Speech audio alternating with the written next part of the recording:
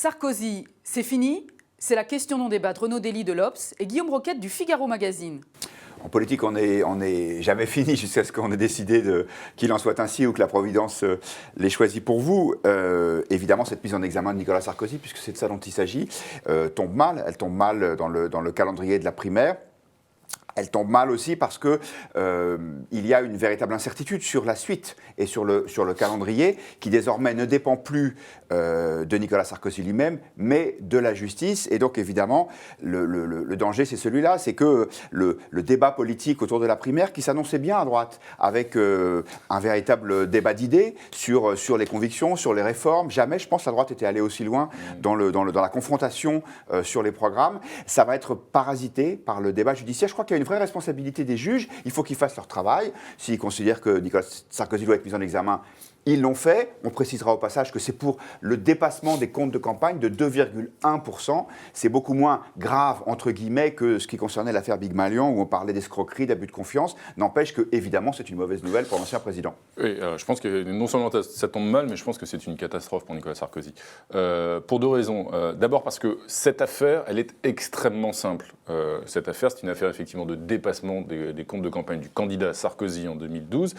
Souvenez-vous que le Conseil constitutionnel les avait annulés un an plus tard pour un dépassement de moins d'1 million, parce qu'évidemment tout le système de fausses factures liées à Big Malion n'était pas porté à la connaissance du Conseil.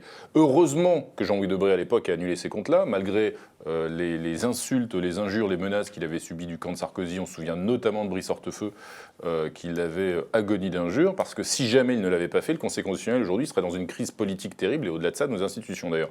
Cette affaire elle est extrêmement simple parce qu'en gros, soit c'est Jean-François Copé et ses amis de Big Malion qui mentent effrontément, et il y aurait un enrichissement personnel des gens qui ont fait tourner cette machine à cash qu'est Big Malion. Mais pour l'instant, les juges n'ont aucun élément allant dans ce sens-là, ce qui explique que Copé, comme il s'en est gargarisé, n'a pas été mis en examen. Et Nicolas Sarkozy non plus. Soit c'est Nicolas Sarkozy, en l'occurrence, qui a couvert en tout cas un dépassement des comptes de campagne spectaculaire, massif. Là aussi, il n'y a pas d'enrichissement personnel, simplement il était candidat, il a signé ses comptes, il les a certifiés, donc forcément sa responsabilité est en cause de ce point de vue-là. Donc c'est pour ça que c'est catastrophique. D'abord, c'est parce que c'est extrêmement simple, et ensuite parce qu'à droite, mettons-nous un instant dans la peau du militant du Parti Les Républicains. Je peux faire cet effort, Guillaume, vous connaissez ma souplesse. Je me mets dans la peau du militant, donc ex-UMP, qui justement en 2013 est allé verser son obol lors du fameux Sarkoton, qui a puisé dans son bas de laine pour aller secourir Nicolas Sarkozy, injustement à l'époque censuré par le Conseil constitutionnel, pensait-il, et qui aujourd'hui se retrouve avec cette affaire. Je crois que vous mettez une confusion qui, à mon avis, n'est pas tout à fait précise, exacte, en tout cas pour l'instant, entre l'affaire Big Malion, dans laquelle effectivement Nicolas Sarkozy, on le répète, n'est pas mis en examen, et l'affaire des dépassements des comptes de campagne. Oui, il y a eu ce dépassement. Après, d'ailleurs, on peut débattre, est-ce qu'il est normal que on interdise à un candidat de dépenser ce qu'il entend. Et ces sommes, elles ont été remboursées par les militants. Je ne vois pas en quoi est-ce que la situation a changé de ce côté-là. Maintenant, effectivement, les sympathisants de la droite et du centre qui vont aller voter à la primaire, on dit qu'en général, ils se prononcent pour le gagnant, c'est-à-dire pour celui qui a le plus de chances de remporter l'élection présidentielle. Et effectivement, si Nicolas Sarkozy a ces menaces judiciaires qui pèsent sur lui, ça peut lui être défavorable, parce que les gens peuvent se dire « oui, mais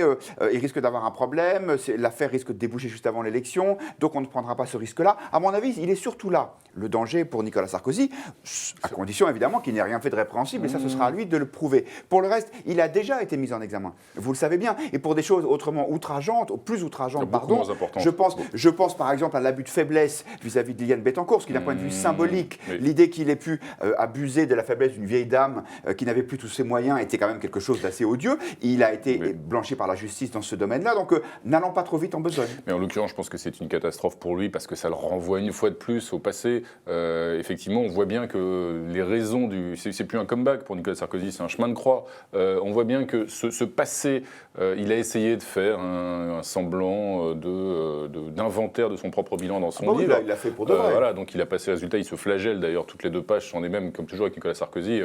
Il passe souvent d'un extrême à l'autre. Avant, vous lui reprochiez de ne pas regarder la réalité en face. Qu'il continue. Ouais. Non, mais j'étais le premier à dire qu'il devait en passer par là. Là, c'est un intérêt, c'est qu'il